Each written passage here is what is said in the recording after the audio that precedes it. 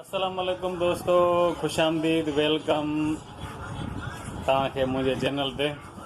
सुबुह जा 8 थी रहिया आहिनि पर शदीद गर्मी, गर्मीअ जा 3 महीना ज़ोर ऐं शोर सां बिल्कुलु हलंदा। तव्हां ॾिसो मुंहिंजा नंढा सुबुह सां ई ही गोलो गंडो खाई रहिया आहिनि। उनजी मेन वजह इहा आहे त गर्मी शदीद आहे। तूं छा खाईंदो बाबा?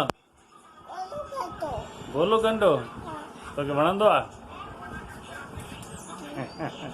त गर्मी आहे, थधियूं शयूं ॿार शौक़ सां खाईंदा आहिनि ऐं बिल्कुलु शौक़ सां खाईंदा आहिनि। छा थो खाए बाबा? गोलो गंडो। त इन जी मेन वजह इहा आहे त थधियूं शयूं, थधो पाणी ऐं गर्मियुनि में कोल्ड ड्रिंक ऐं पाणीअ जो तमामु घणो इस्तेमालु आहे। असांजा रटा कपिड़ा मेरा थी विया आहिनि। इन जी मेन वजह इहा आहे त करियाना शॉप ऐं तमामु घणो कमु ऐं इन में रोज़ रटा चेंज करणा हूंदा आहिनि। असां चेंज कंदासीं, बिजली अचे बिजली कान्हे। ऐं हे तव्हां ॿाहिरि ॾिसो त कहिड़ी कड़कदार उस निकिती आहे। मथे में छा थियो अथई? ॿाहिरि उस तमामु तेज़। हे ॿारड़ा शइ वठणु आया आहिनि। हे साम्हूं ग्राहक आहिनि। तोखे छा खपे बाबा? आलू 20 रुपए जा आलू। ऐं असांखे चवां ॿियो, तव्हां ॾिसी सघो था ॿाहिरि उस तमामु शदीद आहे पर लाइट गायब आहे।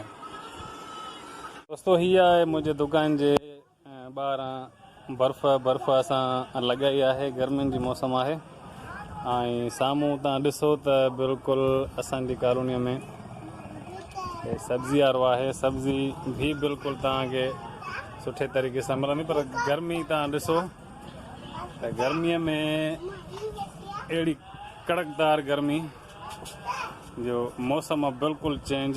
ॿुधायो छा खपे बाबा? छो भला विसरी वई आहे कमु? हा ठीकु आहे, कमु थी वियो। घणे जा वठी आवां? 50 जी भाॼी मुंहिंजी वठ। ठीकु आहे दादा, वॾी महिरबानी। कीअं ॿाहिरि गर्मी आहे? ॾाढी गर्मी आहे। त दोस्तो ॾिसंदा रहो असांजो चैनल। तव्हांखे मज़ीद इंशाअल्लाह ताला इंट्रस्टिंग वीडियो अपलोड करे ॾेखारींदो रहंदुमि। ऐं जेके दोस्त नवां आहिनि तिन खे गुज़ारिश आहे तव्हां सब्सक्राइब लाज़मी कजो।